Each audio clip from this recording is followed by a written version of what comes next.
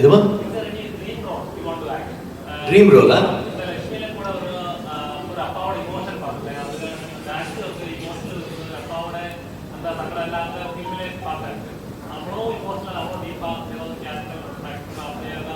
இல்லை அப்படி இந்த ஃபர்ஸ்ட்ல இந்த எஃபர்ட் இல்லை.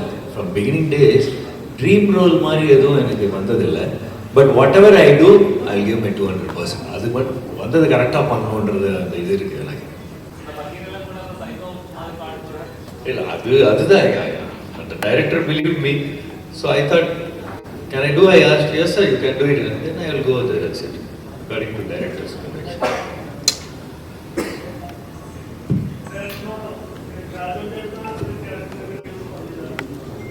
ഷാജുവിനെ ശരിക്കും ഹ്യൂമർ തന്നെയാണ് കൈകാര്യം ചെയ്തിരിക്കുന്നത്. അതിൻ്റെ അതൊരു ഹ്യൂമർ കൊമേഡിയൻ വില്ലനായിട്ടാണ് അത്.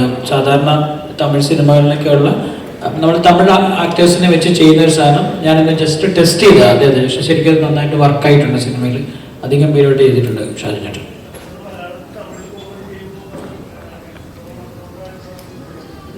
He knows. പുള്ളിക്കാരനെ തമിഴ് നന്നായിട്ട് അറിയാം. പുള്ളിക്ക് ഇതിനു മുമ്പ് പുള്ളി തമിഴ് സിനിമകൾ ചെയ്തിട്ടുള്ളത്. അതുകൊണ്ട് അതൊരു ബാരിയറെ ഒരിക്കലും തോന്നിയിട്ടില്ല. എനിക്ക് അറിയത്തില്ല, പുള്ളി നന്നായിട്ട് തമിഴ് കൈകാര്യം ചെയ്യും. എന്നേക്കാളൊക്കെ നന്നായിട്ട് സംസാരിക്കും. എൻ്റെ മീനിങ്ങുകളൊക്കെ അറിയാവുന്ന ഒരാളാണ്.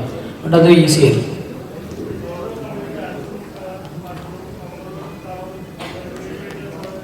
ഞാൻ പറഞ്ഞില്ല, മ്യൂസിക്കൽ ഫാമിലി എൻ്റർടൈനർ പടം. പേരിൽ തന്നെയുള്ള പേട്ട റാപ്പ്, റാപ്പിനിൽ തന്നെ മ്യൂസിക് ഉണ്ട്. അപ്പോൾ പേട്ട റാപ്പ് എന്ന് പറഞ്ഞ പാട്ടിന് ഈ സിനിമയിലൊരു സാധ്യതയുണ്ട്. പേട്ട റാപ്പ് എന്ന് പറഞ്ഞ പാട്ട് വന്ന സിനിമയ്ക്ക് ഈ സിനിമയിലൊരു സ്പേസ് ഉണ്ട്. സോ എല്ലാം കൂടെ ചേർത്ത് വരുമ്പോൾ അതൊരു മ്യൂസിക്കൽ എൻ്റർടൈനറായിട്ട് തന്നെയാണ് നമ്മൾ പാക്ക് ചെയ്തിരിക്കുന്നത്. അല്ലാതെ എന്താ പറയുക, ഇപ്പം മാസ്റ്റർ വെച്ചിട്ട് ഫസ്റ്റ് ചോയ്സ് കിട്ടുമ്പോൾ അതുകൊണ്ട് തന്നെയാണ് എനിക്ക് മാസ്റ്റർ ഡേറ്റ് തന്നത്. കാരണം മാസ്റ്റർ 2-3 പടങ്ങൾ വെച്ചിട്ടാണ് എനിക്ക് സ്പേസ് തന്നത്. ഈ സബ്ജക്റ്റ് കേട്ടപ്പോൾ പുള്ളിക്കാരന് അതിൻ്റെ ഒരു ഡിഫറൻസ് ഫീൽ ചെയ്തിട്ടാണ്. സോ നോർമലി ചെയ്യുന്ന ക്യാരക്ടേഴ്സിനേക്കാൾ കുറച്ചുകൂടി ഡിഫറെൻ്റ് ആയിട്ടുള്ള സാധനങ്ങളിലൂടെ പോകുന്ന ഒരു ഫ്രഷ് കട്ട്സ് എഡിറ്റ്. എൻ്റെ എഡിറ്റർ നിഷാദ് യൂസഫാണ്. എനിക്ക് തല്ലുമാലയൊക്കെ ചെയ്ത ഇവിടുത്തെ എഡിറ്ററാണ്.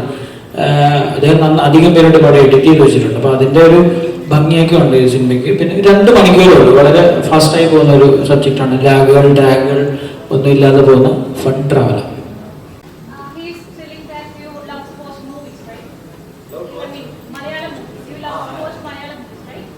Nowadays, because of subtitles, I love to watch. Now there are some sexual allegations against leading stars in Malayalam movie, and have you noticed them, and what's your reaction? Some of the reaction.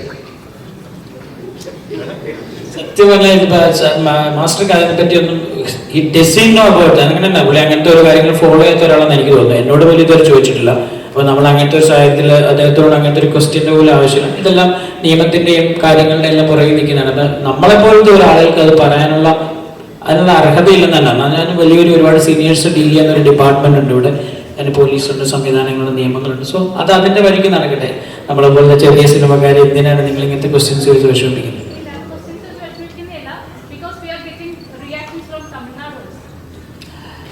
That I don't know. അതിനെപ്പറ്റി I don't know. It is. I don't know how to address it. That's it. But I know about it. But I don't know how to address it. Media. That's it.